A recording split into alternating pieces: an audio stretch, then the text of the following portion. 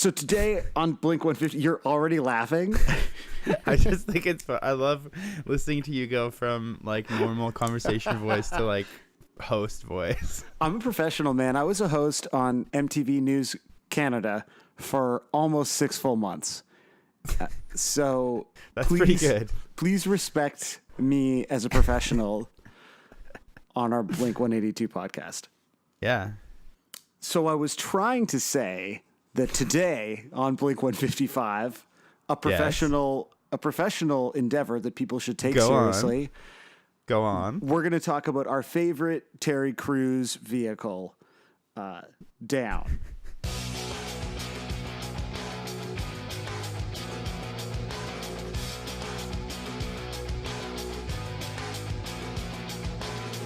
Which I honestly didn't even realize was a thing until like rewatching the video 5 minutes ago. Right. Yeah. Yeah. And now I think it's the most important part of the song. You think? Okay. Well, I mean, like I told you privately, I've taken way too many notes for this episode. So I think your editing threshold is going to be tested. I can't wait to see my newfound restraint with the edit button because will be tested. It is just one button, right? In the podcast program. It's just like Josiah is talking too much about white belt post-hardcore. Gone. People have no idea your commitment to a very particular 90s subculture because I just erased it from this podcast. I know. Luckily, some of my love of Christian alternative music is still coming through. I still want to make you look profoundly uncool, so I have a lot of power. And enjoying spaz core from the early 2000s is too cool in 2017. It's too universal, I think, and there are, I think shades of that sound, the reverberations of that sound that we see in some respectable bands, whereas I don't think anyone's like POD so tight. I wish I knew someone who told them that they were the second coming of Rage Against the Machine. Yeah, that's rad. That is Josiah. You looped that sentence. I actually have the transcription right in front of me. Right, but yeah, you did warn me that you have more notes than ever before. Well, I wanted to start it on a bit of a personal note. Oh, okay, this is good because we don't actually. You did make fun of me for switching voices, but we literally call each other, and I'm like, "Sup, how you doing?" You're like, "Good." I'm like, "Should we record?"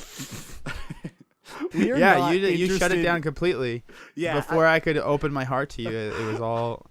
And I agree, though. We should be recording everything. This is really a way to like turn our personal lives into a lucrative venture. Yeah, exactly. We're monetizing our private time, which is, I believe, the true promise of capitalism.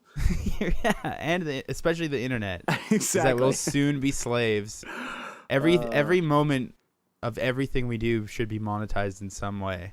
Yeah, so is this a good reason to talk about us having a Patreon? Yeah, I think so. Yeah, I think we should honestly start one. We've briefly talked. I mean, you're constantly in meetings with Jared Leto and Sean Desmond, and Shawn Mendes. Yeah. Have you ever noticed how Sean Desmond and Shawn Mendes have the same last name? Basically, it's just backwards. And they have the same signature dance move as well. And they both rule. Exactly. No, it's not a coincidence. I think it's very smart marketing. Anyways, what I was gonna say on a personal note is.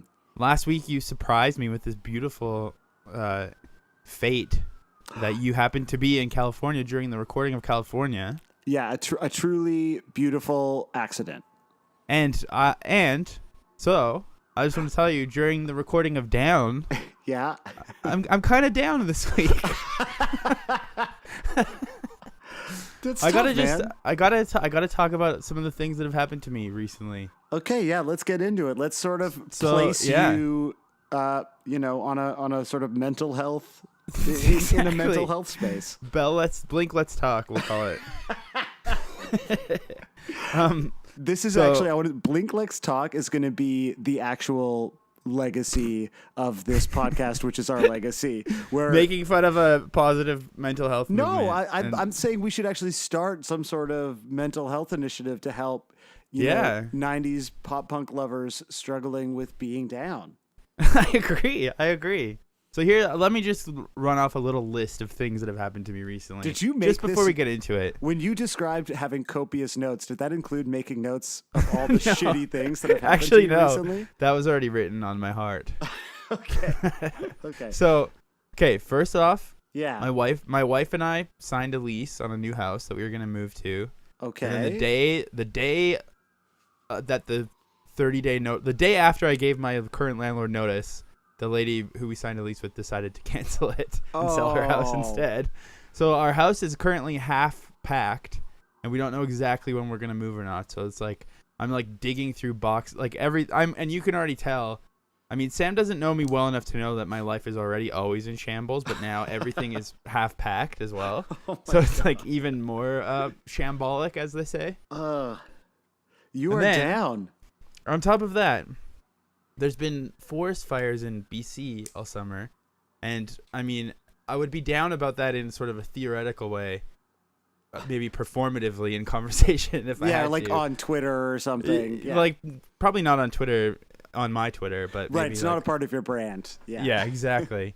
But it's really been like fucking with my throat, so that I've been coughing every 30 seconds. I've kind of had like a weird fire cold for the last week. And I've been eating Fisherman's Friends nonstop, despite it being 30 degrees outside here, whatever that is in Fahrenheit, I don't know. So my throat is gone. And then here's the kicker. Here's the final one, why I'm down. Last week, I was making coffee, and I reached over the kettle of our tiny kitchen, of which we were hoping to upgrade soon when we moved, but that's not happening yet. And just as the kettle was reaching peak boil, I stupidly reached over it and like burned the shit out of my forearm. And I totally thought like, oh, this is fine. I'll just put a Band-Aid on it. And long story short, the Band-Aid has ripped open the blister and it got infected on the weekend, and I had to go to the hospital. And I have because I had like pus dripping down my arm. So now I'm like constantly applying polysporin and wiping this deep flesh wound that I didn't even give myself in a cool way. Yeah, it's not like gave a it to myself with a kettle. Oh, yeah. No. Dude, you got to tell people that like Pat Smear himself gave you a germ burn, and I don't know. Like honestly, I've the few times I've been injured, it's always for the most pathetic reasons, and I think I might just pretend that this bandage is like for a new tattoo or something. Yeah. Oh, dude. Like I do theoretically seem cool. I have a bandage and I have like a cool raspy voice, but it's actually because like my throat is pathetically wussy. Yeah. And I burned myself boiling water. Yeah, it's because of forest fires and having a tiny kitchen at a house you wanted to move out of. That's my God. Yeah. Is this what it was like when I told you that I was in LA last week? Was it this depressing? No, I mean it was probably this emotional. But it was. Wow. What a coincidence that we happen to be recording an episode about down while you're just pussing everywhere. Exactly. Do you puss? How do you conjugate? Like, what's the active form? I don't know. It's really also like I was trying to complain about this to my coworkers on Slack, and it's really hard to talk about puss without saying the word puss or pussy. Yeah. I mean, my arm is being very pussy, but also it's pussy. Whoa. Now let's not bring... You know what? And I honestly thought we were going to get through this episode without like some element of, politically correct identity politics. Recently, I know. friends of the pod, Justin and Nicole informed me that they really like it, but that it's basically like a, woke podcast that happens to like be about like some Blink-182 songs. Yeah, I mean, I think it's like an identity politics podcast. People are kind of projecting what they want this podcast to be, because some people have told me that it's all about me and my daddy issues, which dates way back to the start. We haven't gotten into those in a while. Maybe this is the episode. Maybe I'm feeling vulnerable with my scalded arm. I didn't realize that like the forest fires, because it was a couple episodes ago where you were like, heads up, I've got a bit of a cold, so I'm going to sound kind of shitty. Yeah. Well, I think I might have actually gotten a cold, but then like the smoke in the air has just made it so that I'm just constantly hacking up a lung. Have you thought about like forming some sort of fest style punk band, like a hot water like music, I could do like a small brown bike kind of thing? Right. Yeah. I didn't really think of that until now, but Maybe it's time. There's a lot of money from like 30-year-old, bank tellers with. Maybe you know what would actually be the smartest move would be to like plant some sort of fake history of a band like that from the early 90s and then just reunite at Riot Fest. But it's really your first show, actually. That's good, man. This is a long time. Like, make a bunch of fake fire. That's like some Nathan For You shit. Yeah, that is. I can't. Do you think we can get Nathan Fielder on the I Miss You episode? I hope we're that popular by then. Oh, man. Like, did you ever see when he had the Tom DeLonge poster in the background of his office? Yeah. It's so good. To me, Nathan Fielder seems more realistic. I mean, early on, I was really obsessed with us getting members of Blink on, but then each episode of this podcast gets meaner than the last one, and I realized, like, I just actually don't want Mark or anyone to hear this podcast. Well, and I saw the trailer for season 4 of Nathan For You, and, like, he leads the Bill Gates impersonator on a quest to find long lost love, and it looks like the guy ends up being a stalker. And when I was watching the trailer, I was like, Nathan is definitely a sociopath. So come on the pod, Nathan Fielder. Yes, welcome, fellow Torontonian, man. Like we would. Well, he's from Vancouver, actually. Originally. Is he? Oh, right. But I guess but like his career really started here. Well. You went to high school with your former coworker, who I assume you had water cooler chats with, Jesse Cruikshank. Oh, Jesse! I've met Jesse Cruikshank like once. She's cool. She probably moved on from MTV News by the time you were there.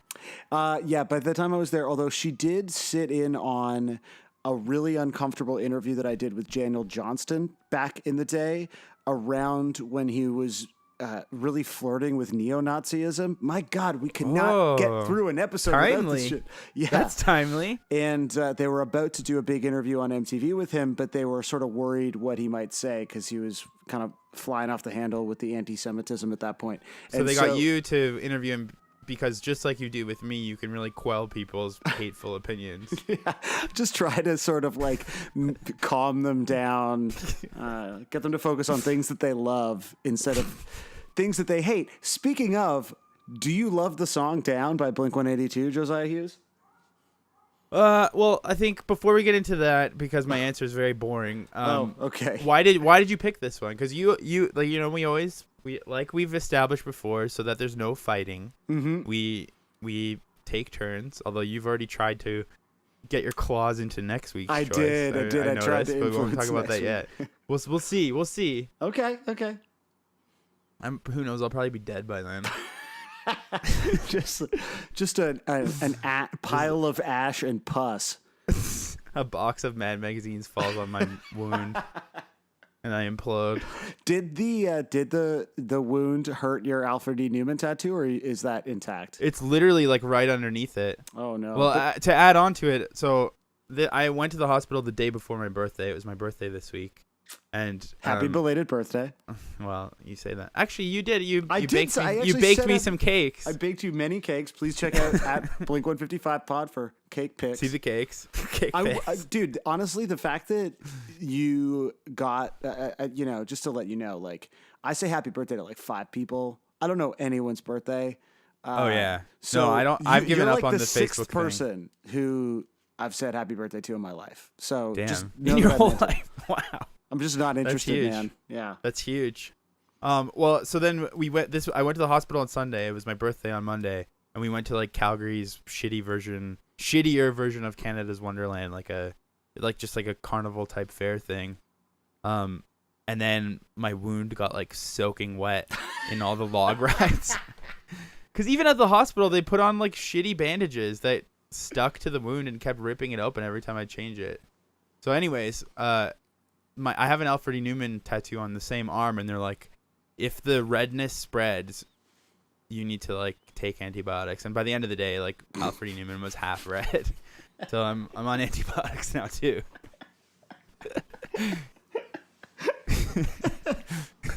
Yeah, it's insane. I'm like it's like so pathetic. So the reason I picked this song was I actually knew that all this was going on. Yeah, Sarah, you just feel it in the air. Yeah, Sarah reached out to me and she said, hey, Josiah's going through a real rough patch. All he has is this podcast. Exactly. That is not far from the truth. what would pick him up? And I'd be like, I know, we'll do an on location pod from his depression, and we'll do Down. Yeah. No, so that's why you picked it. That's why I picked it. We've had a few people in comments, I think I saw it on Reddit, wondering when we were going to eventually get to Self-Untitled. And yeah, I think this is like the Self-Entitled that's a NoFX album. Yes, that is. I was gonna say it's a good one, but I don't know that I listen. I feel like I only really like So Long and Thanks for All the Shoes and The Decline. Oh, The Decline is like the greatest pop punk song / album of all time. I kind of mean that. I don't know. I think I mean it. Yeah, I mean it's definitely the most political hardcore punk song I've ever heard in my life. Because it has the word greedyocracy in it, which really just sums up everything. It's so real. The whiny nerds online. The whiny nerds we loathe. Yeah, we hate everyone who's ever bothered to listen to this podcast or say something. People who offer constructive criticism can go fuck themselves. Yeah, 100%. And the people leaving us nice reviews on iTunes are fucking teachers' pets. Oh yeah. I only want indifference. I demand just like a practiced ironic indifference. Yeah, at all exactly. times. Is that too much to ask? So some of these nerds who have dared to engage with us about this project that we spend time on. I'm joking, guys. I love you. No, guys and gals, love you. Thank you so much. I felt like I wanted to get into this record, and then this song, for me, is a good way to talk about the album because there's a lot happening on it. But this to me is. And now this is the moment of truth, is sort of like the best example of what they were trying to do on that record. Are we going to call it self-titled or untitled? I feel like we got to pick a thing. Well, I think it is technically called Untitled, but I find that so frustratingly pretentious. I'm going to call it self-titled. Like I'm like one of those people who refuses to recognize like a trans person's pronouns for some political reason. Here we go again. We need like a morning radio DJ sound effect that signifies identity politics. Yeah. Okay. I don't know what that would be, and I don't even want to think about it because whatever I say will be wrong. Yeah, don't get into that. It could just be like a Duplass Brothers thing from Transparent or something. But but I really that's how I feel. Like when someone is just like, I get what you're saying, and it doesn't hurt me at all. Like it doesn't hurt me technically to call this Blink album Untitled. It doesn't matter. It's just a word. If Blink would prefer I say it, shouldn't I just say it? But no, it's self-titled. Well, that's what this album is. Yeah, like I mean that's. I think you're definitely being facetious about the trans thing. Well, obviously. Yeah, but I'm saying I can understand the mental gymnastics that bad people go through. Yeah. Yeah, no, for sure. And also I think in something like this, it's like, why did they just create all this trouble for themselves? Like when I was in a band called Grown Ups, we had a hyphen in our name, and I used to get so bummed out when people wouldn't include the hyphen, in part because I didn't want us to get confused with that other Grown Ups band, the pop punk band. Yeah. But I used to get so upset about it, and now looking back, I'm like, that's such a fucking like dorky thing to be mad about. Like it's so petty. Do you think Tom got really upset about people calling the album self-titled? Honestly, like, dude, you're dying. You're dying. Actually dying. I'm so happy this will be my dying moments talking about this. I don't know. And also, why did they introduce like this weird bastardized Nirvana smiley face? Yeah, that's the other thing is like I hate that logo. And when I was baking you those cakes for your birthday, every Blink cake design is that logo, and you're like, it's a terrible. It looks so incredibly of a moment. You're like, oh, I know exactly the year. I bet I can guess the month that logo was designed. And now like everything about band. That logo and the design of this album, and even how they look at this era, reminds me exactly of when people used to wear like youth large t-shirts with like just shit silk screened on like the bottom right hand side of the shirt, like in some weird dumb location. Yeah. and I feel like somehow everything looked like a Volcom shirt, even though it was like a Blood Brothers shirt or something. It was a heavily Volcom influenced era of punk fashion. Weirdly, I actually think that 2 out of 3 members of this band look pretty good in this video, because Blink were always like very much tied to like the pop punk fashion of a moment, and so you look back and you're like, the huge shorts look funny, the faux hawks look funny, but I feel like both, like Mark has like pretty normal flat hair in this video. I kind of like how in this era Mark was letting his hair get a little moppy on the top. It's a little moppy, a little playful, and then he's having fun with it. Tom's like switched over to, is that a Gretsch or whatever, that like big Tim Armstrong looking guitar, you know, from I don't know how I feel about that guitar, but I know it's definitely like, I think that to me that is of that time, but now it looks like it would be hanging in someone's man cave. Yeah, it's along with your like cool vintage neon Pabst sign. Yeah, totally. And skate decks, even though you haven't skated in like 45 years. We have a couple of skate decks in this house. Sorry. No, it's fine. They're tight. You have to, but I don't think I didn't get a man cave house. I didn't get a man cave vibe from your house, I don't think. Thanks, man. I appreciate that. I didn't realize you had been to my house. Yeah, when I was in Toronto, I was really taken aback by how everyone in Toronto truly does listen to Drake at all hours, all day. Yeah. And I went to your house at like midnight, and there was the whole gang was there, and you guys were all having a Drake dance party in your kitchen. Really? Yeah. I mean, it sounds totally normal. I'm not surprised. I mean, I play in a Drake cover band. Exactly. It's all very real in the 6. Ugh, just saying it is awful. I'm going to edit that out for sure. You really need someone from outside of your city to point out how ridiculous you all are with this. I mean, I like Drake too, but it's like, I don't know. Like, not enough, my man. Yeah. Maybe we should do a Drake podcast. That'll be the exclusives on the Patreon. Yeah. We got to for real talk. Okay. We're going all over the place. I'm insulting the interior design of your home. I'm just the music. You didn't get into the interior design. No, I ended the skate decks. The skate decks. Wait, is Drake on the skate decks? We do actually. I think since the last time you were here, we have added a Drake poster to the wall. Is it more of a shrine? There's religious candles, a feature of the Down video. In those like, what do you call those, church candles? What are those with like gods on them, saints on them? What are those? That's not Protestant enough for me. Oh, okay. It's not evangelical enough for me to right. really know. Those are like, that's like Catholic shit. I only know those like Catholic candles from like being ironically at stoners' houses. So our Drake poster. Okay, before we get into the video, let me just tell you my opinion. Yeah, go please. Drum roll. We've been building up to this for so long. Yeah. The song Down, I think it's okay. I honestly think this is like one of my top 5 Blink songs. Top 5 of all time of Blink? Yeah. It sounded like you fully took over that, but I assume it's sorry. just... I do keep moving my recording mic away from my mouth when I have these. Okay, because it's loud for me, but I'm hearing your like phone mic or something, right? Yeah, because again, my life is in shambles, so I use like 10 mics at once to really capture all the... Yeah, your setup is extremely involved. Yeah. Okay, well, I was just gonna say, like, I just always forget about this song, and even when they play it live, I'm like, what the fuck is this song again? Oh yeah, Down. It's fine. Like, it's fine. Nothing about it makes me mad, but I find it pretty forgettable.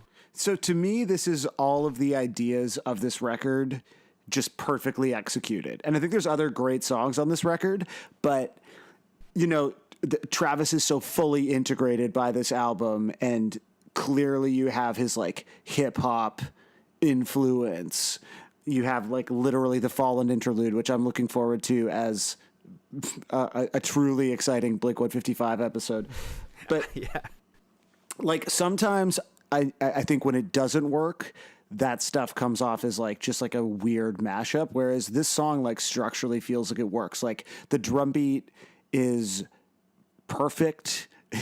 The sort of like integration of the like different like the piano sound and the things that are all like again sort of get layered into every song on this record to varying degrees of success just feel like they actually belong on this song as opposed to just like they're like smashing together shit because they're excited about both Fugazi and like trap music, even though trap music probably didn't exist back then. It wasn't invented by Travis until California. It wasn't invented. I was gonna be like Bryson Tiller hadn't invented it yet, but same problem. Okay, I see what you're saying. Like, I think you're right. I almost think that it's like, in a way, because of all that, it almost feels a little bit safe. Weirdly, like it's like this is a very audacious album, and then this song is just sort of like all of the ideas in one, in a sort of forgettable way. But I do know what you mean, and I like that like. There is a little bit of everything going on. But to you, it's just, I guess you want it to be more out there. Whereas I'm like, it's a perfect pop song that sort of includes all those elements that sound so much like this band of this era. Like I was joking about the logo being something you could pin to a year and a month and like a day. Like this was a Saturday, a very Saturday logo. Like this is an era of this band where I actually don't think, and maybe I'm wrong and maybe I'll regret this, but like you could strip out like Tom's vocals and you could be like, this sounds like a Blink song from that era, like from that moment. Like I think this is like a very pure distillation of the most original incarnation of the band. Yeah, that's fair. I mean, I'm not saying I don't like it. I'm just saying like in terms of an instant visceral reaction, I kind of could take it or leave it. But then when I sat down and did research for about 12 hours yesterday, I started getting into it more, and I think you're right. It's cool how like you have Tom being like super overwrought and truly very emo in this song. Oh yeah. And then this is a perfect example of how Tom and Mark balance each other so well, because Tom is like going off the deep end, just being like acting like a 12-year-old writing in his journal, but then Mark's like chorus singing is so monotone and dead inside. Yeah. And it's totally a really good balance where like. It's cool how the most emotive part of the song is kind of the pre-chorus. Well, I think it's the pre-chorus. That's like, a pre-chorus, yeah. Yeah, I like how the pre-chorus is like the really sappy sort of halftime part, and then the chorus is just like Mark sounding a little bit dead inside. I do think it is truly a pretty good balance. Well, I mean, this was a single, and I feel like you'd be hard pressed to find a lot of contemporary pop songs that have a quiet chorus. Like it actually is a really unusual decision, even though it's kind of feels simple and binary. Yeah. But like the chorus of the song is one word, super monotone, and it's quiet as hell. Yeah, I know. Like at the risk of turning us into you talking U2 to me, I know I've brought up U2 before, but that his vocal delivery, Mark's, reminds me a lot of that song from Zooropa called Numb. I don't know if you know it, but I'm not a U2 head. Okay, yeah, but like The Edge sings it, and he totally like also, it's like a similar like like I don't know. It's kind of almost ballsy to be like, here's the chorus, and it's like it's weird. Well, so I wonder, like, so it's interesting that you feel like it's kind of safe. And I guess this would be safe if it was a mid-album song. So I kind of wonder whose idea it was to make it a single, because it clearly was fairly successful. I mean, watching the video, it's got 28 million views, which is probably not, all the small things numbers, but like that's respectable as a song. I'd take it. I mean, it's not like Blink-155 numbers. No, it's streams. We're creeping up there. It's I just think it's like it's unique. Yeah, it feels you're right. like, and I think it is also, even as I talk about it, it's like it kind of, at first I find it forgettable, but then it does sort of like sink into you a little bit. And there's also the harmony, which like, despite having two singers, and I think obviously having a lot of, sort of standard issue pop harmonies, the harmony on the chorus when it comes in halfway through, and like I wish I knew music theory, and maybe this is why we should have the music professor on that you keep insisting on as a guest for some reason to explain this to me, because it's like the usual kind of pop harmony thing is singing the fifth or the third or something, You know, or it's just that's just what every pop song has. Whereas this is definitely not that. Like it's not the kind of harmony that your brain only processes as like nice sounding. Like most harmonies are like whatever. To me, this sounds like the fucking band. Like this is like this is the night they drove old Dixie down. This is you know, innovative and exciting harmonies that like just hit you in the gut while you're down, you know? Yeah. I mean, I wish that's all it took to heal up my hole. Yeah, I feel like I definitely do feel like you're the kind of guy who gets really like excited about harmonies. I didn't even notice the harmonies. Are you serious, bro? Yeah. But I like speaking of I'm vocals, a harm enthusiast. Yeah. Sorry, let's unpack this. What did you mean by you're the kind of guy who gets excited about harmonies? I could just tell that you like harmonies. I don't know. I just feel like I can just tell. You're into harmonies, dude. Yeah, no, I mean, look, I'm not shying away from it. I think a nice harmony is a lovely thing. Well, like I mean, like your band, Sam's band, Junior Battles. There's lots of harmonies going on. No dash in the name, though. There's no dash. See, these are the things I care about is punctuation. I'm more into punctuation. It's fine, man. I ran a website for a long time called juicebox.com.com. Like that, you know. So that's why you should really be on board with Untitled. I know. Actually, I am the kind of asshole that should embrace that. But instead, I'm a harmony man. I mean, if I'm wrong, I'm wrong. I'm not saying it's a bad thing either, but this guy fucks with harmonies. I do. So I fuck with harmonies, you don't. And so this song to you is just like nothing super special. Well, no, like, okay, here's the thing. There's quite a few things I want to talk to you about this song. Yeah, despite me saying it's quite boring, but so dig into your copious notes, Josiah. The most dramatic and ridiculous part of this song is the pre-chorus whispering, I think. Oh yeah, I guess we have to address that part, eh? And I mean, do you know what I'm about to say about this? No, I have decided that my role here is a foil to you providing me with information. It also conveniently allows me to do absolutely no preparation for this podcast. All right, so I just want to ask you, who do you think that is doing that? I think it is Scott Rayner. Close. Okay. I think it's Yellow Wolf. This is the first time that Yellow Wolf appears on a Blink song. In a way, you're weirdly getting closer. Oh, okay. Is it? If you combined those two people, who would you get? Oh, it's Travis? It is. It's Travis. Sorry. The idea that Travis is a combination of Yellow Wolf and Scott Rayner is an important discovery. And like absolutely one of the most accurate things I've ever said. Wow, that's Travis whispering? Yeah, so thanks to the people at Reddit who I was making fun of. Are you unpacking a fisherman's friend right now? Yeah, I am. Don't listen. I was trying to be subtle. It's cool. I popped it in. No, now you're just going to have lots of sound. That's the biggest problem with Cumtown is how much they eat on the show, so. I don't listen to it. I don't listen to podcasts. Yeah, no, you shouldn't. They're terrible. Nick Mullen is evil. Yeah, no, that's Twitter. It's an important position for you to have staked out on our identity politics noise. Boing. Boing. It should just be like a boner boing sound. Yeah, if anyone listening has an idea for the identity politics discussion sound signifier, please tweet it at us because I would then love it could some be ideas. like we could bookend it with the sound, and then you could easily skip it. Like make it really big on the waveform or something. Yeah. So if you're watching it on SoundCloud, you could just be like, "Oh God, not this again." Damn it, they're talking about pronouns. These people with like 1/3 of an understanding of intersectional. We activism. Always step so gingerly into it because we're like, I think this is bad. It's because I only read headlines, really. I'm the kind of guy who like reads half of a headline of a Vulture tweet and then brings up the article into discussion. That's me. Tight, man. That's why I deserve to die right now with my bleeding arm. Yeah. I follow a couple of like former Jezebel writers on Twitter, so I feel like that's sort of where I get my my takes from. All right, so boing. That means the horrible media Twitter section is over again. Yeah. So Travis.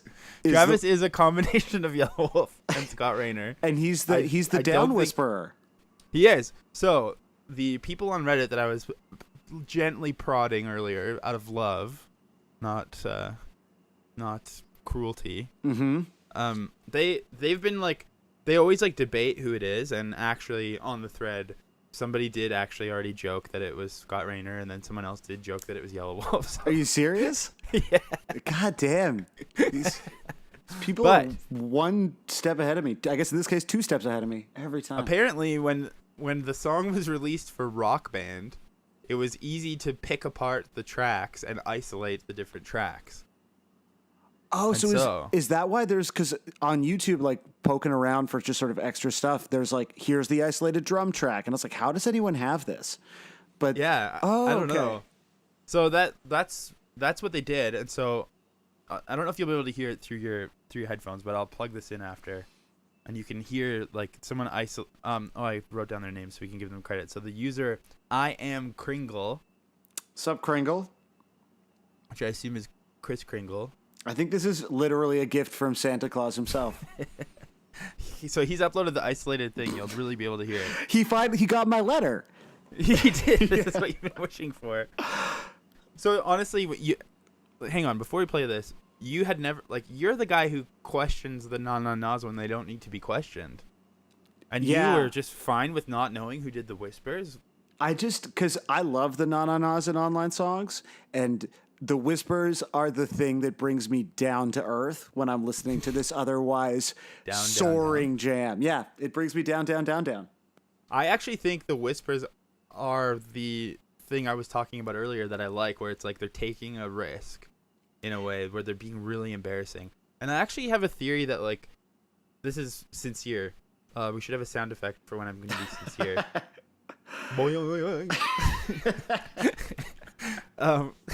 I do have a theory that, like, good pop music is like figuring out the right amount of embarrassing to be. Like, you have to not play it too safe, but like be corny, but then you have to be the perfect amount of corny where it doesn't go too far, which is why like Angels and Airwaves doesn't work. Well, yeah, it's like, or Love is Dangerous or whatever. Yeah, but I think that this whispering, like, really, because it's sort of like this weird Hot Topic goth emo album, and I think the whispering really like solidifies it. Like, they're just right on the edge of going way too far, but you still love the song, and I don't mind the song at all. So I think they've just hit that sweet spot of like being super corny but not quite going too far.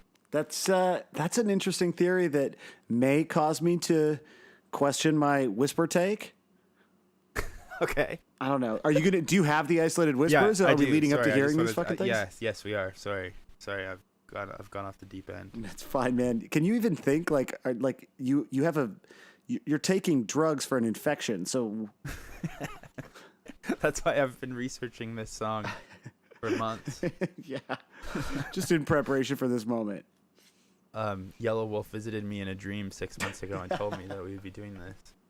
This is amazing. Yellow Wolf's the weird naked buddy. Okay. Okay, shut the fuck up. Here we go. This can't be the end. You did this. This can't be the end. You did this. Oh my god! Stop! You did this. This can't be the end. You did this. Are you looping it? I really no. He looped it. He looped it. He looped it like 5 times or something. It feels like something that would play over a loudspeaker in some sort of like torture room in a Rob Zombie movie. Totally. Or like it feels like the Twin Peaks reboot. Oh yeah, that. This is the water. This is the well. Yeah, totally. We did this. This is the water. This is the well. This can't be the end. Like maybe that's especially why I like the whispering, because it's become a very dark. Well, yeah, like now, okay, if I went from feeling like it was too Hot Topic to feeling like it's actually quite Lynchian. It's like straight up demonic. It's like some sort of like dream sequence in Mulholland Drive. Like, great. I'm with it. Okay, good. Well, I mean, that's That's all I gotta say. That's the most interesting tidbit I learned, and I think this is the only time Travis has ever gotten on the mic for Blink-182. Really? Yeah, I'm pretty sure. Maybe someone will correct me, but I'm pretty sure because one of the threads I was reading, someone thought that he was on a different song, and they're like, "No, that's not him. He only did the whispering and down." So why do you think he did the whispering? Like, what was it about the down whispering that everyone was like, "This is these." Scant few words should be the only time that you're heard from on a Blink album. Maybe he was mad at the other members and he wanted to quit the band, and he just like took a mic and was like, "This is the end. You did this." Do you think it's? I believe it's this can't be the end, right? So maybe whatever. he's trying to hold them together. That's the other thing about me that, like, in addition to not really caring about harmonies, is that I can never remember any lyrics to anything. Yeah, it's fine. We just have but a podcast. I feel like you remember lyrics probably. Yeah, because I'm a harmony guy. Yeah, do you remember? Do you? No, be honest. I remember some lyrics. Yes, fine. You know what? So okay, this is my theory. Is you know how Rocket Queen, the Guns N' Roses, right? Rocket Queen, the Guns N' Roses song has Axl having sex with one of the other guys in the band, like his girlfriend or something, like in the studio, and that's like the moaning, the ecstasy that you hear in the background. And subsequently, that member of the band got really mad at him, and the girlfriend and him broke up. So maybe this is like a little tip of the hat to the debauchery of the glam rock hair metal. If that was era. the case, so maybe Travis is complaining about someone's premature ejaculation. Like this can't be the end. This can't be the end. You did this. Yeah. Well, I don't know. Yeah, so I mean, do with that information what you will, but that's Travis, baby. That's all. Wow, good for Travis. I feel like this video feels very Travis because Travis brought the the Cholo vibes. Pretty heavy to the band, and this video is like all shot in like the sort of traffic vision. Or what I believe a couple of my friends used to call Chino vision in the OC. Anytime they went back to Chino, like it's that like saturated yellow, right? It's this is another thing where it's completely of the era, like big time, and featuring Terry Crews, and directed by someone named Mr. Scandalous, who I looked up to see if I could find, and I can't find him at all on the whole internet. Pretty scandalous.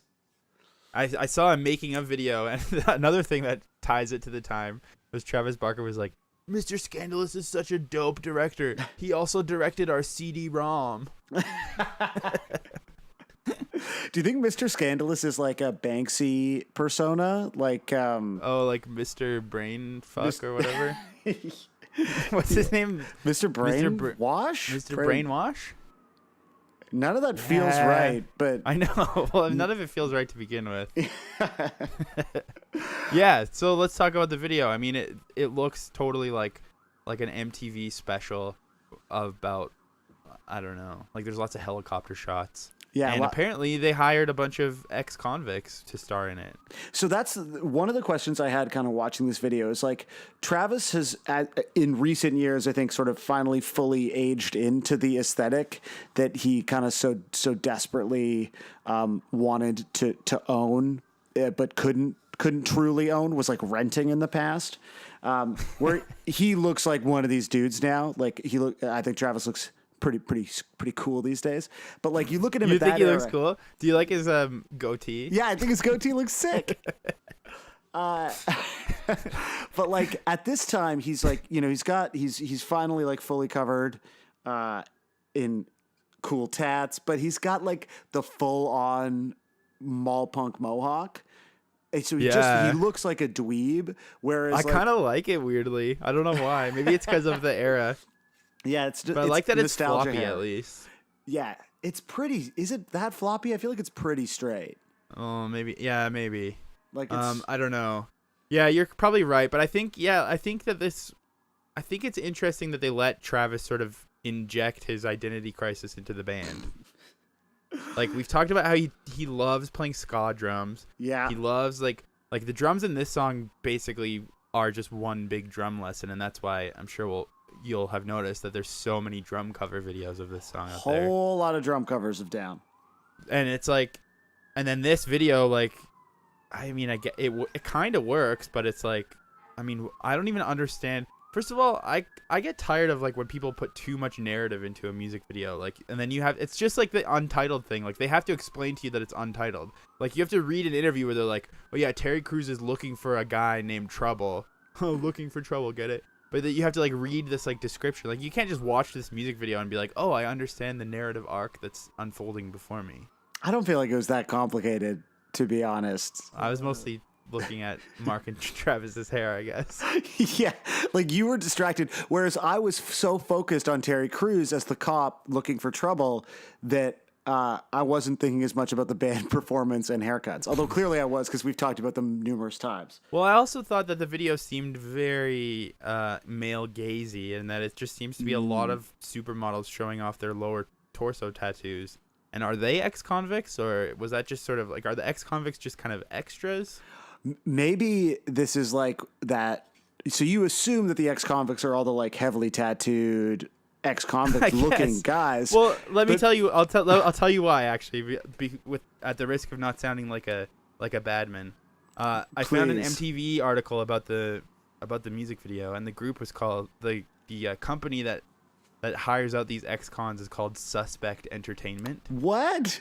That actually makes total sense. Like that's a great. I mean, it's like good work for people who often have trouble finding work because of their it records. Is cool, and... but I will like they really do seem to be playing up to like stereotypes with it. So this article from MTV in 2004 opens. First of all, it opens with, if the actors in Blink-182's new video appeared to have that gangsta look perfected, it's no credit to their thespian skills. They're just being themselves.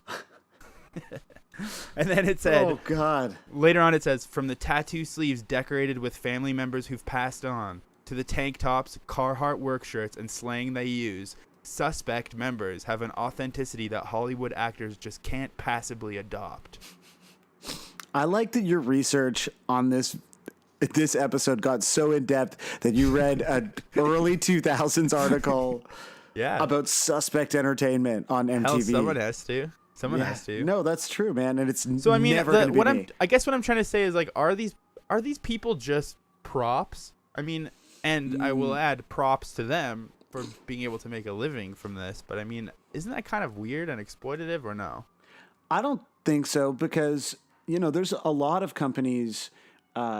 Especially in America, where I mean, I know we have these problems in Canada, but I think America has, because of a much higher incarceration rate. I mean, I can hear a siren behind you. There's clearly some problem. I was going to say, this is actually my authentic tribute to the video, because this video also features various sort of in situ sound effects that are not in the actual song on the record. So like there's a helicopter sound. I think there's a car siren. And so I've attempted to recreate those on this August night in Toronto. Where you hired 100 people from Suspect Entertainment. I actually just paid a bunch of kids to do crimes on my street tonight. So there's a lot of B&Es happening. I have a lot of explaining to do to my neighbors. So I don't think that it's exploitative, because I have absolutely no knowledge of the subject. However, I've certainly listened to a couple of like Planet Money podcasts about companies in the States that specifically employ people with criminal records, because often one of the most difficult things about sort of, and one of the reasons why people end up reoffending is because it can be hard to get a steady job with a criminal record. So, these kinds of companies ultimately are doing a community service, in that they are, preventative, rehabilitative, services for these people. So right. I say kudos to you, Suspect. Thanks for doing your part. All I'm saying is like if it was them giving them acting work, it would be one thing, but they're literally just like standing in a backyard while Blink-182 probably wasn't even on set that day. They're like in some spray painted studio. I don't know. It just feels weird. I just feel weird about it. And again, you are assuming that it's all the big guys. Maybe it is the male only because of models, the description. Only because of the pros of. I like that this guy's byline has now become Archive Joe D'Angelo. His first name is Archive. Archive Joe, man. I used to roll with him back in the day. Where did you come from? Where did you go? I mean, all right. What's next on your list before you die on me? Yeah, this is my dying wish: is that you let me go long. Well, I'm not going to be able to edit this podcast because I'll be like, these were his last words. Exactly. Well, one quick thing I was going to say is that when I'm researching, I always search the name of the song on DeviantArt, my favorite website of all time. Oh, is that where you get like the weird photos you post on like Instagram every time there's a new episode? Yeah, exactly. Yeah. Yeah, I'm just kind of obsessed with DeviantArt, as people close to me unfortunately know.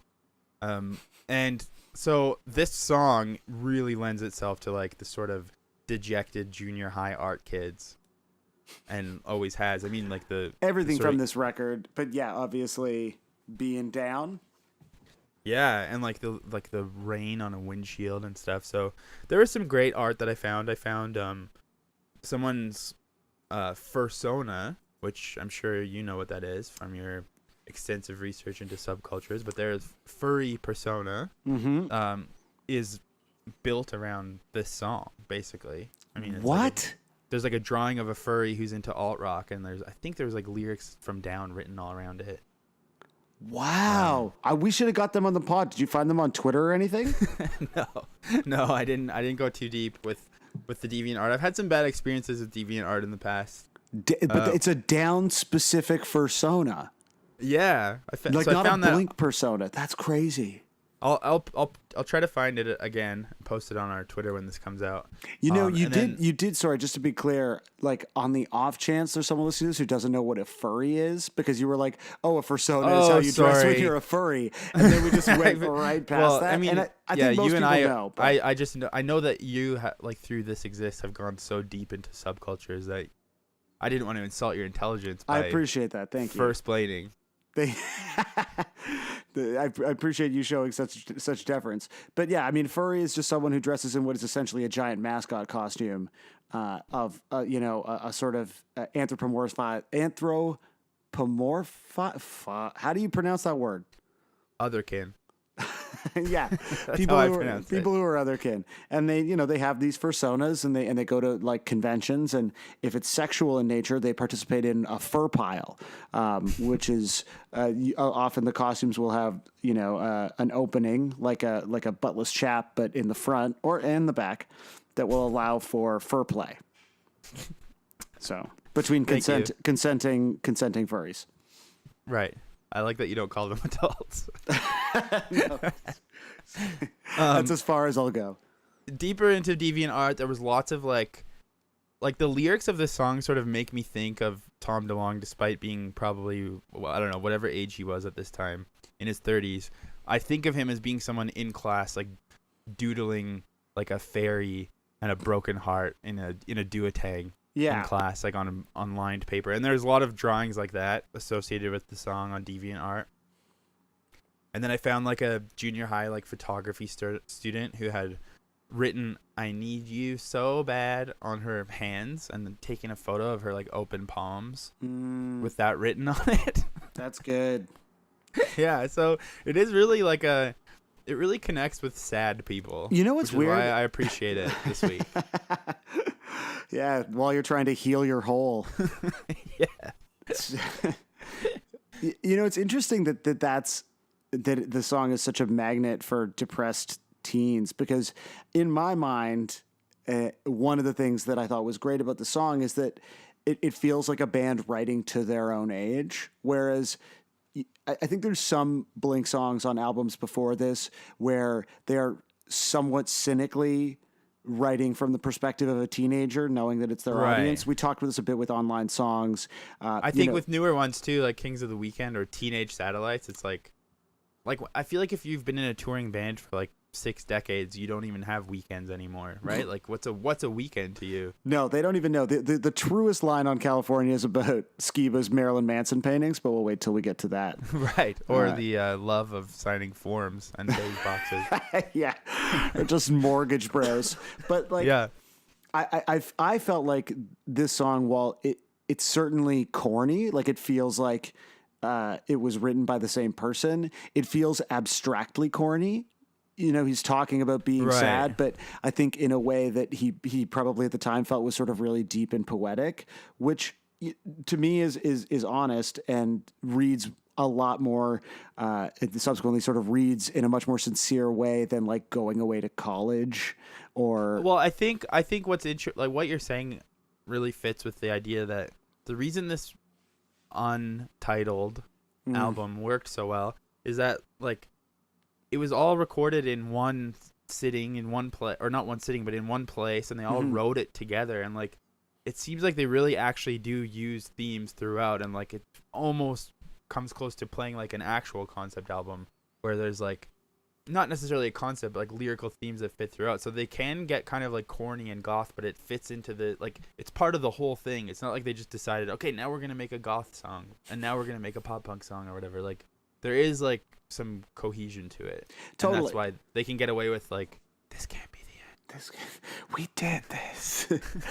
You know, there's also like an actually sort of organic flow between the Tom parts and the Mark parts. And again, when you get into like neighborhoods where they're obviously writing in completely different places, it feels totally like pieced together. Up All Night, which we already covered, is like part, and it feels super unnatural. Even though, and on some level, I find that like really entertaining in and of itself. You know, this feels like a song that was probably written by 3 people, which it was, and that's why it rules. Well, the other thing that's cool about it that I won't actually plug it in. I can share the video or people can find it, but like they did film a lot of these sessions of recording this album, and it's cool. You can just like watch Tom kind of like show them the riff, like in the living room of that house, and he like shows them the riff and says the ideas. And there's even like a part where he's singing down because he's like teaching Mark the song, and I don't know. It's just like it kind of humanizes them in a cool way where they seem like your friend's band figuring out a song in their house or something. Well, like this is not necessarily a popular opinion, but I really love At Last There Is Nothing Left to Lose, the 3rd Foo Fighters album. Okay. Which has like Learn to Fly on it. Okay, yeah. Because at the time they were all living in like a house that Dave Grohl had bought in Virginia, and you read interviews with them and they talk about how they would just like have barbecues and drink beers at night and then kind of go back and kind of keep recording. And so to me, I hear that record and it sounds like a band like living in a place doing a thing. And I think, you know, if you've ever played in a band and had that sort of period of really kind of like intense collective creativity where you're together for long stretches trying to work on something, the result often is this like full kind of mind meld. And I think that to me is what you hear on that Foo Fighters record, as much as it's like not the most popular jam, and what you hear on a song like this, where it's like different ideas, but like meshed together in an effective way. Yeah, totally. Well, on that note, so apparently it was originally like 6 minutes long, and there was like a long Travis drum and bass part, which I assume my idea of it is that they probably just edited that out and made it the Fallen interview, but maybe it was totally different. Yeah, maybe.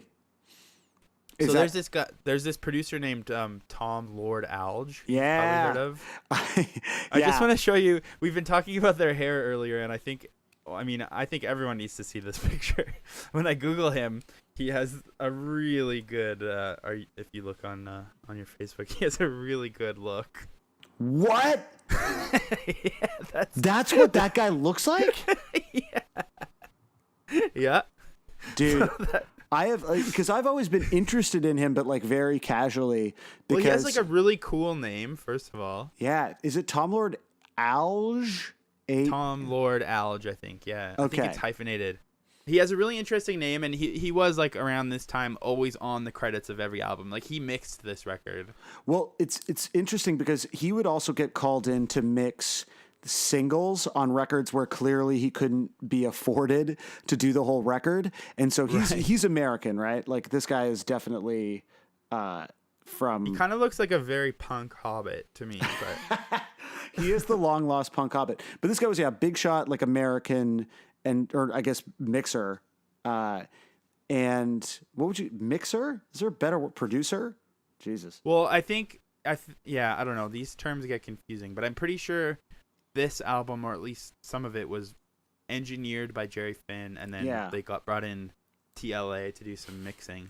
And he is like the guy. And so I was introduced to him when on the Big Shiny Tunes 2 compilation, literally one of the most important compilations of all time, the Tea Party Temptation that's on there specifically says Tom Lord Ale's mix. And I was like, what does that even mean? Because that came out when I was in like the second grade. And I didn't understand production or it just seemed so bizarre. And also the internet, I guess, didn't really exist then. So this was this mystery for me until like a couple of years later when I was extremely into the Matthew Good Band.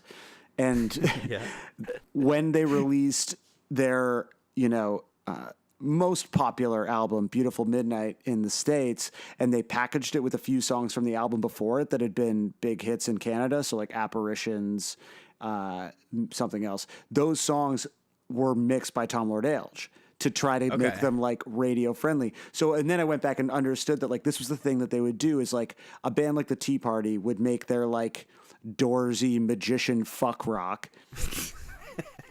And then the label would be like, well, we're going to get this punk hobbit to remix it so it sounds good for radio. Or like Matt Good would do his like beautiful, like they would just make perfect... it like sound good for countries where they weren't legally required to play the music on the radio, you mean? Yeah, exactly. Like maybe some people would listen to this by choice instead of not by choice. Oh, a great Canadian pop punk band. Yeah. So anyways, wait, for our American listeners, Canadian radio stations have to play Canadian music. Like what percentage? Anyway, you legally I don't have to play know, the Tea but Party. there's this band here now called Mariana's Trench that's like the worst thing I've ever heard in my entire life, and it was created by the government. or at least enforced by the government. Yeah, it's like Agent Orange or whatever. Not the band. No, not the hardcore band. Anyways, so back to our punk hobbit friend, Tom Lord Alge. He, on the single for Down, there's an arrangement by Tom Lord Alge. His name's really hard to say. There's an arrangement specifically by him, and I was like, that's odd. Why would they include this arrangement? And so we were kind of talking about how the chorus is so subtle, right? Mm-hmm. But so check out this from the Tom Lord Alge. Oh, I guess I'll just play it for you and you can hear it. Yeah. Check out this from the chorus. His arrangement like does it here. Just listen. Down,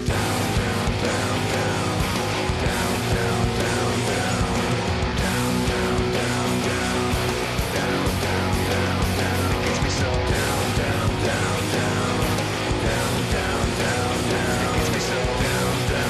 down, down, down, down, down. What? So, yeah, and it goes on for like 2 minutes at the end. That's crazy.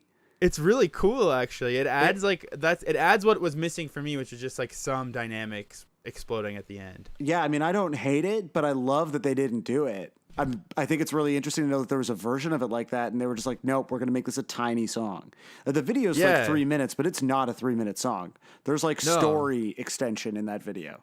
Totally. So the TLA version has that. I mean, I guess this shows also that like even though this was 2003, it was pretty easy to like copy and paste parts of a song and layer them differently. Yeah, it's just reminds me of like when multi-tracking became an easy to do thing at home, and so like the first time like bands that I was in would do like not on a 4-track, like real kind of computer recording, and you'd be like, yo, what if we took all the guitars out? Would it sound sick? And it always sounded super fucking dumb, but like that's literally what happened here.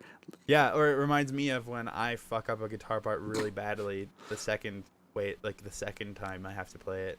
So then I just copy and paste the good one. So sick. Yeah. That's awesome, dude. So yeah, that's pretty cool. And then let me just see. I'm sorry, I have so many notes. Okay, so what's next? In the Online Songs episode, a favorite of mine. Yeah, me too. I think they're all my favorites so far. I'm starting to feel like actually that there's not a Blink-182 song that you hate, by the way. Now that you like California, I feel nervous about this. No, don't worry. We'll get there, but I'm not going to spoil it for you. Okay, I can't wait to hear. So on the Online Songs episode, I was sort of tipping my hat to them that they don't have a backstage person playing extra music when they play. And you know, the theory that's why they don't play Online Songs because they can't pull it off with just 3 people. Well, unfortunately, when they played at Lollapalooza, they did have someone playing piano backstage the whole time. And it was terrible, right? Yeah. I think I've ranted about this before, but it didn't make the final cut. But like, especially down, like it sounds not good. Like it just sounds. There's just so much piano. And this is like very much a studio song. The whole second verse is like not only the piano, but like they replaced the guitar with that backwards piano. Like it's the sucking sound. So it's not even like this is very much a studio song. They insist on playing it live constantly. So because it's a hit. My one thing I wanted to say was like we don't have to listen to it, but it's frustrating that they have all of a sudden started having piano all the time. I don't know if it's like done by triggers or not, but if they were playing to a pre-recorded track, they'd have to be playing the tempo perfectly of the song, which I don't doubt Travis can do. He's very good at drums. But that brings me to the next thing I noticed is that when they were first playing it with Tom, when they were first like promoting it on like AOL Live and on David Letterman and all these 2000s relics. AOL Live and David Letterman, yeah. And they also played it on Farm Club. They played it on the Youth Choice Awards. Is that what it's called? Where you get like, or Teen Choice Awards, where you get like a giant surfboard. Oh, tight. Yeah, they're like introduced by Dax Shepard and Seth Green. Wow. And actually, those people are all still famous. People, I know. Fuck, what's the SLC punk guy's name? Matthew Lillard. Yeah, he introduced it too. Like Matthew Lillard. Those three guys introduced the song at the Teen Choice Awards. And people love that version of the Teen Choice Awards so much that I found a guy doing a guitar cover of the Teen Choice Awards performance. Version of Down? Did it include him doing an impression of Seth Green, Dax Shepard, Matthew Lillard? It's really cool to watch those three people be like, this is the most punk band around. Like, they literally say that. Well, Matthew Lillard knows he pretended to be punk in a movie. Yeah. Exactly, and he's also in the new Twin Peaks, so he is. It brings it full circle. I read a really, yeah. Let's just leave it there. Anyways, when they used to play it on TV with Tom, they played it way faster, and it's like really weird to hear them playing it like significantly faster. I'm gonna check out all these videos, tweet all these videos so that people can find them. I will. So it's just interesting, like especially the Lollapalooza one. Like, I think when they play it at the studio speed live, it just plods along. It doesn't work. Yeah, I mean, you gotta speed a song up. You gotta change the key. You gotta do things to make them hum live, right? So this does bring me to the next point, which is, they do play this all the time, and you might be wondering who sings it better between Tom and Matt. Well, fortunately, a YouTube user named Tuto Padu, PDU, has merged. Tuto Padu? Yeah, Tuto Padu. That's cool. His name. Gracias, Padu. He has fortunately merged together two versions of the song. Yes. So that you can listen to Matt Skiba and Tom DeLonge sing it at the same time. Oh. It's tight. That's so tight. So I'm gonna play. I didn't play the other stuff because I know I'm ruining your night with all my research, but I'm going to play you a little bit of this so you can hear. This, I had said previously that I hoped that they both joined the band together, but now I'm not sure if I agree with that. Oh, this is causing you to go back on your dream Blink-182 lineup of... I mean, I assume if my dream Blink-182 lineup happened, there wouldn't be two sets of drums and two basses and them singing verbatim lyrics at the same time. Can I actually now express that my dream Blink-182 lineup is... basically your dream lineup of the current trio, but Tom joins again, but also that Scott joins again and does like Slipknot style, like rotating clown drums. Okay. So you get that kind of clangy wait and bleed effect over. Well, he could be like or even like if we didn't want to go that far, he could be like a Nirvana, like a MTV Unplugged style percussionist. Like you could just like hit like wind chimes and stuff. That might be nice. That would be really nice. Just a guy back there playing claves. Yeah. Timpani. A little bit of timpani. Ooh, add some real gravitas. Okay, so here's Matt Skiba and Tom DeLonge together at last. I'm just thinking about Blink as like Godspeed You Black Emperor with timpanis and a lot of viola. I'm into it. Yeah. I'm really into it. Okay, here we go. Okay. This awkward silence makes me crazy.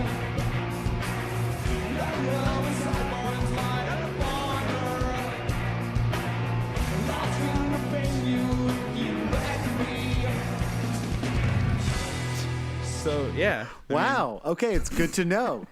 Good to know. It sort of sounds like you're having.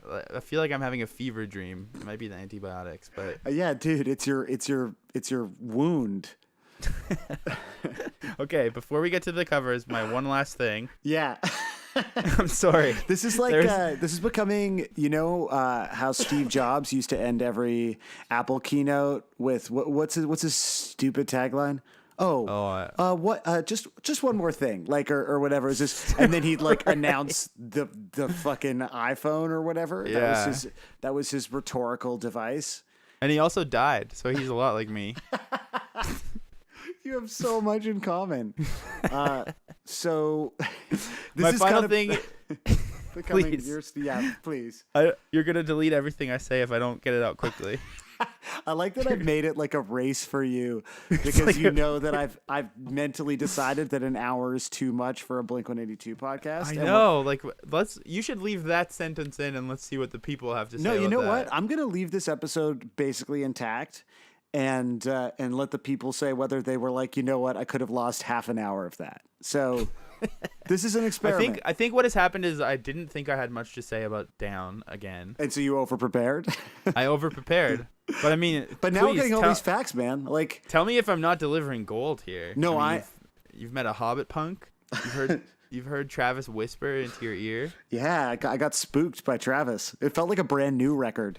One thing that's worrying me about this podcast is that I've started wondering if I should watch Meet the Barkers in its entirety.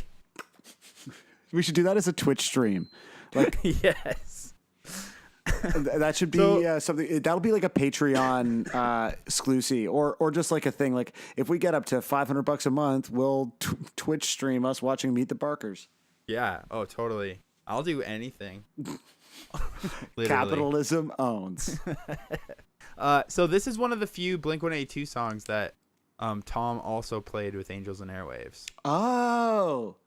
And he really did a horrible version of it where it's just like, I mean, I guess I noticed in some videos that he segues it into the intro of The Adventure, which is the only good Angels and Airwaves song. Mm-hmm.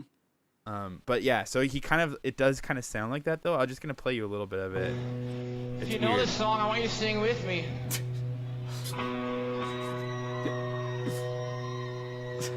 Is there one girl there?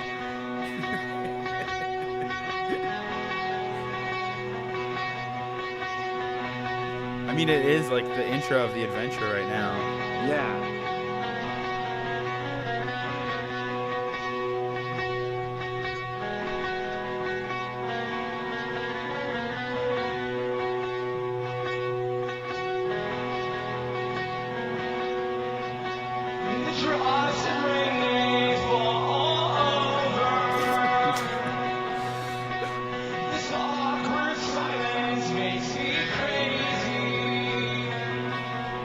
He literally just does that for like 3 minutes. Like he does the whole song like that. It's just a mashup. He's just doing like, what's the Jay-Z Linkin Park album called?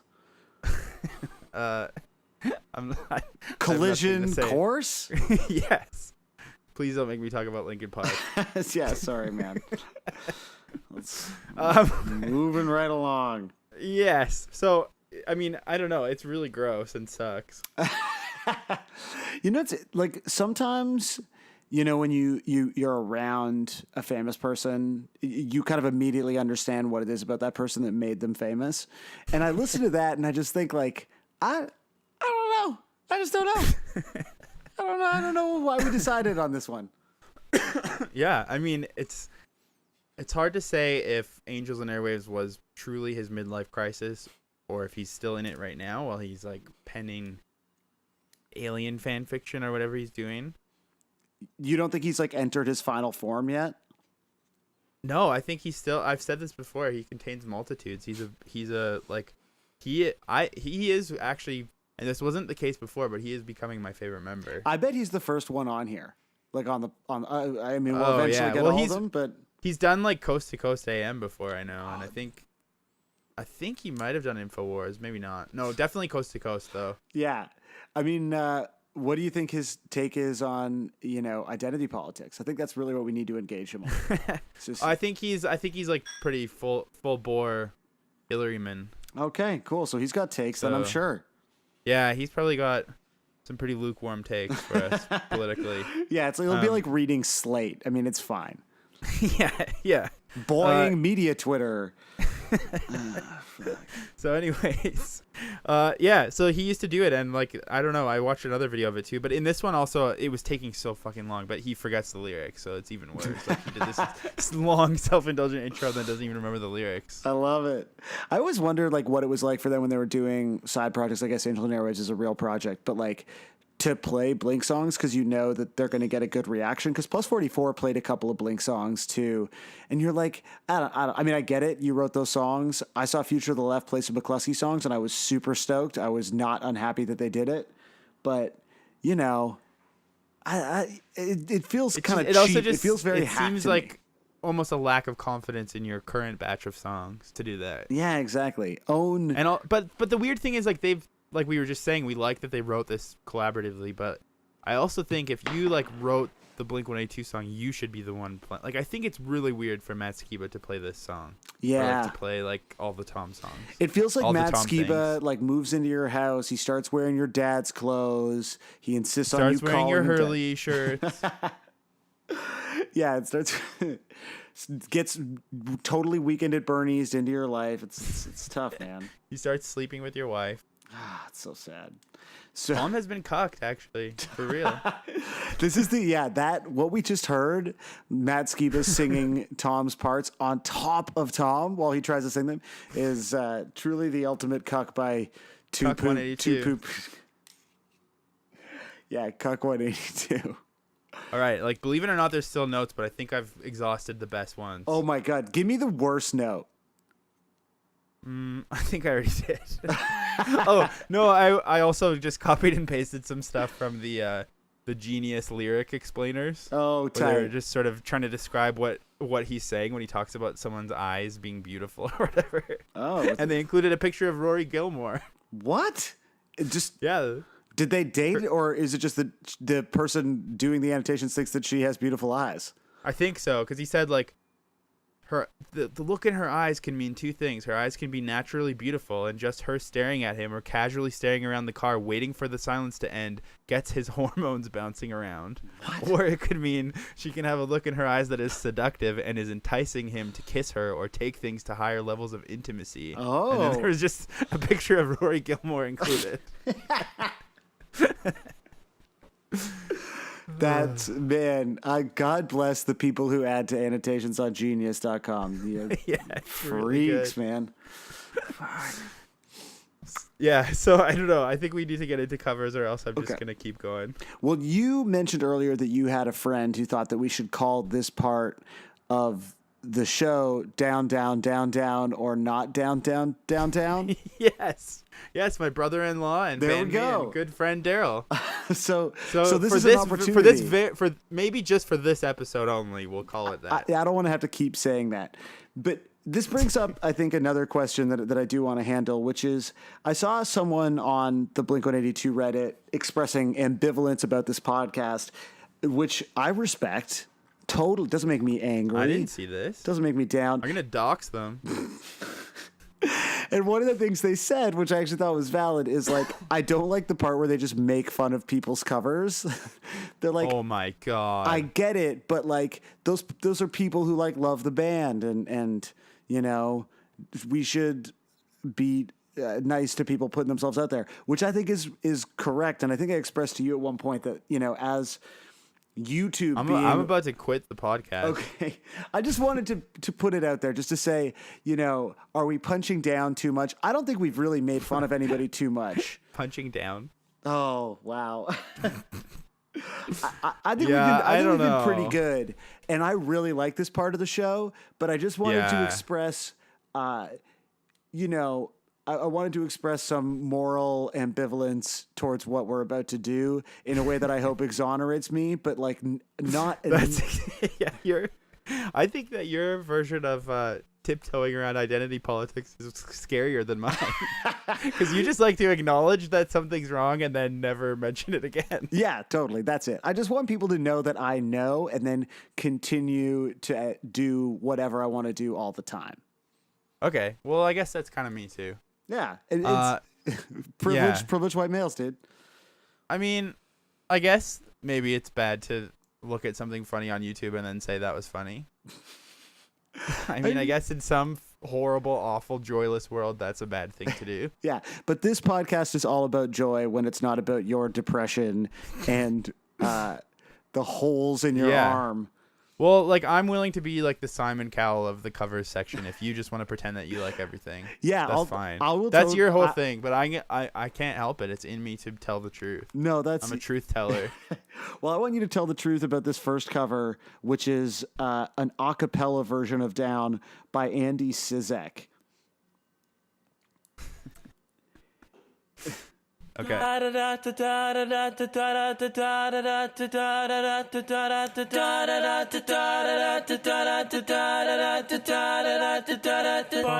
drops of rain, they fall all over. This awkward silence makes me crazy. The glowing sideburns light up on her.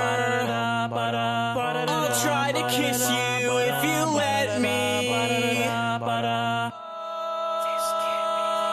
Tidal wave stay. Nails that whisper, though, eh? Oh, yeah. Honestly, that was pretty good, actually. I thought it was great. I have a huge soft spot for a cappella music. I think in a you're a harmony boy. Because like that's the thing is like it hits me right in the harms, and I used to have like a mix CD back in the day of just like a cappella stuff I downloaded off of LimeWire or something. So do you like love pentatonics? No, that's the thing. Now I can't handle it because I was in high school at the time, and so I was kind of unaware of the culture. I just liked how it sounded, right? But like now, a cappella culture, I recognize as being a truly grotesque thing. Pentatonics, I always want to get into. Like I want to like hoot a toot and like watch. There's like there's a Pentatonics video of them singing the Star Wars theme on an award show that is easily one of the most cringy videos I've ever seen in my life, and I actively seek out cringy videos. Yeah, it's just it's too much, man. Whereas like this, I love this kid. I think he's talented. Well, what I was gonna say is, some of the other acoustic videos, the actual lead vocals are like so overwrought and like Tom DeLonge levels of earnest, and I like that he just sort of sang it like in a normal voice. Yeah, I mean, to me, this is like just like a classic. College school of, not tremendous affectation, a cappella vibes, and I'm with it. Yeah. Okay. All right. I mean, he has a Family Guy poster in his room, but there's a couple of years ago. It looks like he also does like all kinds of contemporary punk. Wow, this is 5 years ago. Yeah, he does like a Muir covers a cappella and From First to Last covers a cappella. So. When we get into some exclusives and we need to talk about Amur, we can get into that. So, as you mentioned, a lot of what exists online for this online song, is drum covers, and then obviously sort of dudes our age playing guitar in their parents' basement, guitar covers. A lot of acoustic covers, but I started finding a bunch of really weird mashups because it feels like a song that should be easy to mash up with something because it's so like low key and percussive. And so a lot of people have tried, but without a tremendous amount of success. So this I was really into, which is a mashup of Sugar, We're Going Down and Down called Sugar, We're Going Down, Down. They should have added one more. Oh, I forgot to say, I was down with that last one. Oh. I was down with it. Isn't it 4 down? Shouldn't you be down, down? Oh, do we have to give it a rating of how many downs we are? Well, I'm just saying if this segment is down, or not down, like it needs to be 4 downs. It's not down. No disrespect to my friend Daryl, but I think even feeling this would have been a better title for the section. It's so rude to Daryl. I'm rude to everyone, according to these Redditors and friends I am of the yours. only one that respects you, Daryl, and people of Reddit. So Anytime you write about the podcast, mention how good I am to you. Thank you. Here we go with Sugar. We're going down.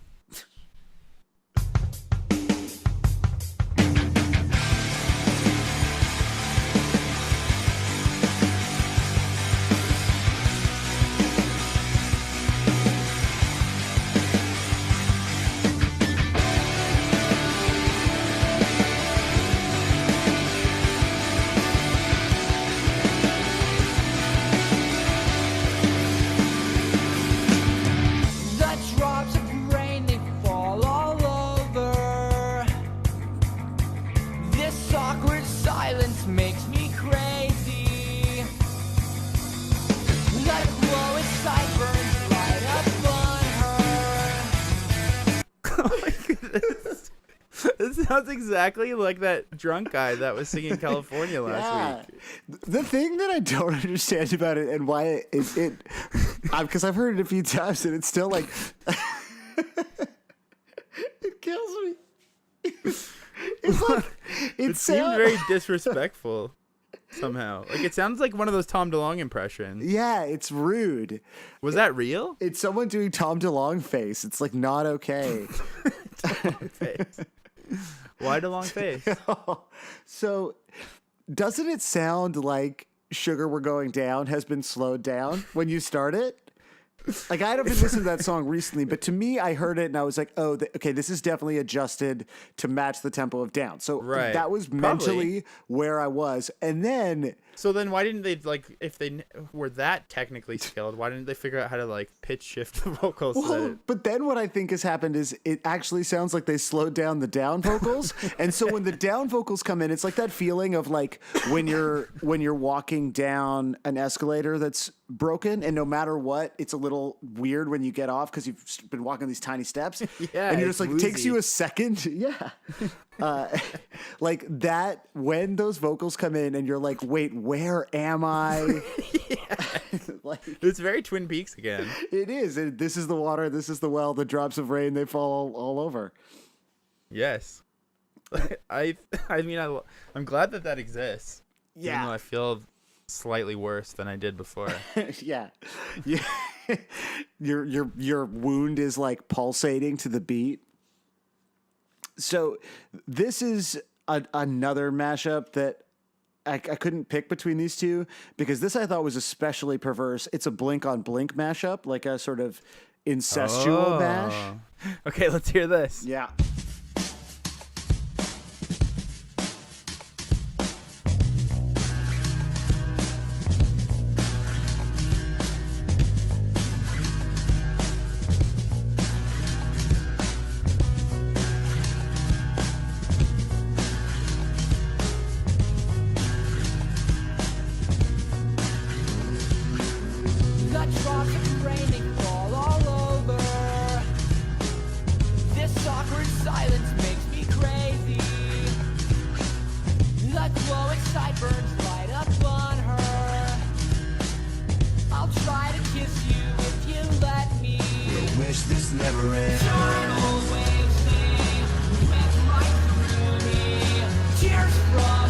Okay. It kind of works, right? I mean, it's boring as hell. It almost, it works too much where it's like, you could do that and you did. It's like mixing water with, like mixing tap water with bottled water. Like you could do it and it would taste probably good. It's definitely just the two types of water. So you have a lot, and I have some bad news for you. You got a few? I do. I'm sorry. I can't wait till you're healthy again. Yeah, killing me. Okay, I just need something else to do with my time other than think about this podcast every waking hour. Oh man. Okay, so this is just like a shitty EDM mix. But hold on, for that last one, I'm saying not down, down, down, down. Yeah, like I just think. Yeah, I agree. Like okay. Why? Like just the question I have is why? Why does it like what? Like why? Yeah, well executed. Just because you can doesn't mean you should. You know when you'd rather watch a movie that's fucking terrible or really good and not just like a 6 out of 10. That was a 6 out of 10 for me, which just makes me feel kind of claustrophobic. Yeah, no, I get that totally. Okay, let's hear this Royal Noise. Mm-hmm. The Down remix. 1,300 plays, and someone said this should have way more listens. Well, you're about to get one more.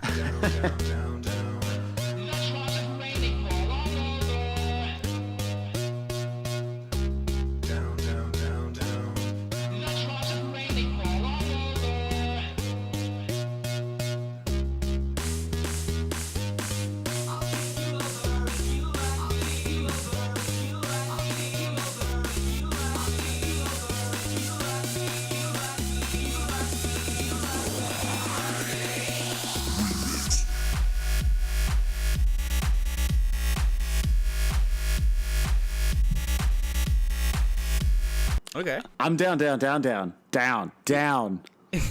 I think I'm pretty down too.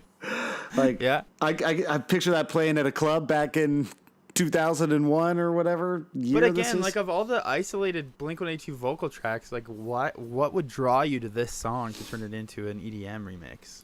I guess, the reason why mashups so frequently feature like a rap song and a pop song is because it's hypothetically easier to mix something that's, relatively, monotone. And so maybe this song just like has that like effect. I don't know. I feel like were that the case, it would fit into a Fall Out Boy song a little bit more comfortably. It's true. Yeah. Yeah, that is it kind of demonstrates the fallacy of that argument for sure. Is that your batch? That's my batch. Now give me your. I can't believe you have more covers. Okay, there's actually two from these guys, but this one you actually have to see. I'll maybe turn your sound off, but you need to see what it looks like. Okay. I'll play it. These guys are apparently doing a screamo version of it in some sort of barn with no one looking at them at all. Okay. Okay. Right, ready? Yeah. The awkward silence makes me crazy. The glow inside burns light upon her. I'll try to kiss you if you let me. Here we go. This can't be. So what's right? What's the way? Just what's wrong? Show yourself. Oh my God. This is everything I want in YouTube. Yeah, like This is. I can see why you brought this. You brought this to us. So thank you, Josiah. So We don't need to play the other one, but there is another one of these same two guys sort of in some sort of office area, again with no one watching them, doing the exact same thing. we have to describe this video. So, okay, there's two guys. They're maybe, I don't know, 15, 16 years old. And at the end of what appears to be like a commercial barn. Look, I'm from Etobicoke. I've never left the GTA. I've not spent a lot of time out on the ranch, but so it's a massive long barn. You can barely see the end of it, and they're at this end of it on concrete. And there's a giant fan. There's a giant fan. One of them is crouching, one of them standing, and there's also like a hole in the floor that's never addressed. Like it looks like the floor just drops away in the left frame, and the one in a crouch is doing the tom part or the clean vocals. The clean vocals, and then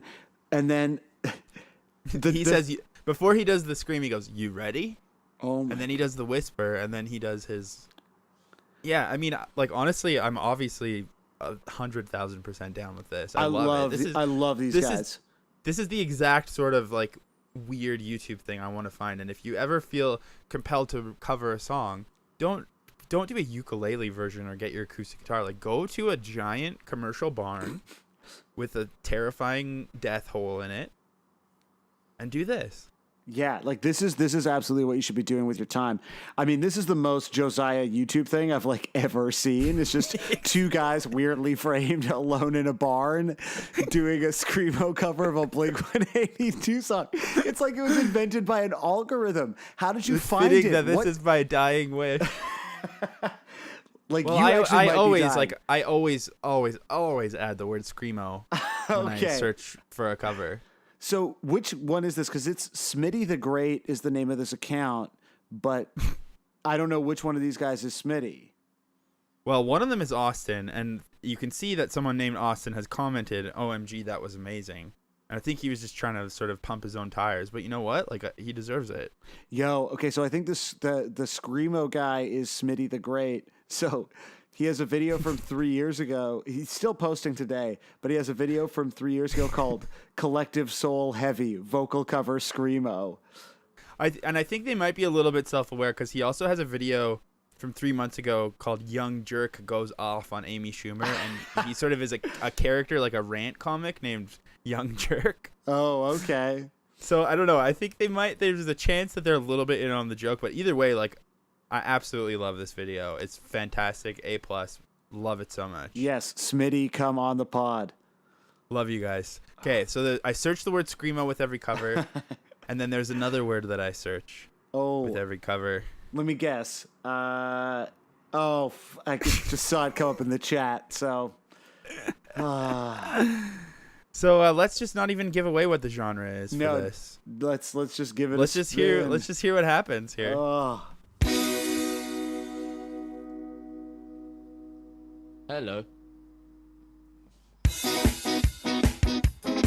Hello. Hello. The drops of rain, they fall all over. This awkward silence makes me crazy. The girl inside went flat upon her. I'll try to kiss you if you let me. This can't be the end. Tidal waves, they rip right through me. Tears from eyes worn, cold and sad. Pick me up now, I need you so bad. Down, down, down, down. So yeah, there you go. Dude, I was in such a good place with that last cover, and now I'm like hearing that. I'm looking at the time. Like, we've been recording for 1 hour and 43 minutes, and you bring me that? You do that to me? Well, guess what? And the sensitive Redditors are going to be happy. I actually like that one. And I'll tell you why. Please. It's a very cute little British boy. Okay. He kind of sounds like the Streets when he sings, or like something. Yeah. Yeah. And then the chorus is like so twee. I think there's a level of ska-ness that can get twee enough that it becomes charming in a way. Like it doesn't sound like third wave ska. It sounds more like if K Records had a ska band on it. It's true. It's like the Specials meets K Records. It wasn't like a Save Ferris vibe. Actually, yeah. As good as Save Ferris is. Yeah. So I'm down. I am actually down with that one. Why is he saying hello so much at the beginning? Like, is it just a cute ska thing? Maybe. Like, I kind of think this boy, Pro Tim instrumentalist, is very cute. You have a new fan in me, and I don't like anything. Yeah, wow, that's congratulations to you. He said that he happied it up in the description. Did. What an evil thing! What an evil genre! My God. All right, well, are you done? Are you done, Josiah? I've gone mad with power. Yeah, I actually. There are some other covers that I pasted in, but once I got the ska one, I was like, okay, I know what I need to end with. If you want to hear more covers, tweet Josiah, tweet at the pod on Twitter, and if anyone wants to start a longer Blink-182 podcast with me, I could start another one. Well, friend of the show, Justin, suggested to Ashley, my wife, that she and Sarah, your wife, should have a podcast where they talk about they try to piece together their sides of this experience, because I've just that was the other thing I never told you is my wife left me. I forgot about that one. Well, you've been dedicating a lot of time to this. It's true. I mean, all those tweets I'm doing in between. Yeah, that's the thing, man. This is a full 24/7, 365 gig for you. It kind of actually is. And I appreciate that. Like, my burden is simply the editing and using which you're not allowed to do anymore. No, which we've decided is. And you realize that by preparing and talking about Blink-182 for an hour and 45 minutes, I would have a harder time editing it out, justifying the edit. Exactly, yeah. With all the preparation I did, there's not much you can do because it's all pure gold, baby. So do we want to say final thoughts? I mean, my final thought is I didn't really care about the song at first, and then I researched it for like 3 days and talked about it for almost 2 hours. So I think I love it now. So I loved the song. Like I said, top 5 Blink song for me. The only thing I hated was the whispering. You successfully made me rethink my whisper opinion, and then you proceeded to bludgeon me with facts, and now I hate it. I never want to hear the song down again. So we did it. We finally killed something that I loved on this podcast, and it only took 7 weeks. This can't be the end. Hello. Hello. The drops of rain, they fall all over. This awkward silence makes me crazy. The girl inside went flat upon her. I'll try to kiss you if you let me. This can't be the end.